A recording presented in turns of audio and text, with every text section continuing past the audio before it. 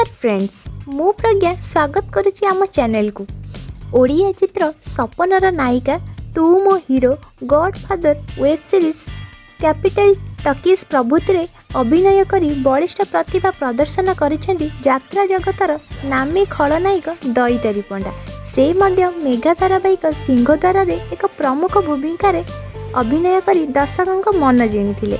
नुआ चित्र काईच माली रे से मुख्य खलनायक भूमिका रे अवतीर्ण होइछंती। सत्यजित बांक प्रयोजना और महेश हजारक निर्देशन रे प्रस्तुत होइथिबा एही चित्र को नहीं दईतारी बेस उल्लेखित थिबा कहिछंती। उभय यात्रा और चलचित्र रे दर्शकों मन जिणिथिबा दईतारी कहंती यह मो पई बड़ आह्वान। दुईटी भितर समन्वय रखी मो बाट चलुछि। तेबे फ्रेंड्स, वीडियोटी को शेष पर्यंत देखि आपण को बहुत बहुत धन्यवाद। एहीपरि प्रतिदिन वीडियो देखिबा पई आम सह जोड़ी होई रही थांतु। धन्यवाद।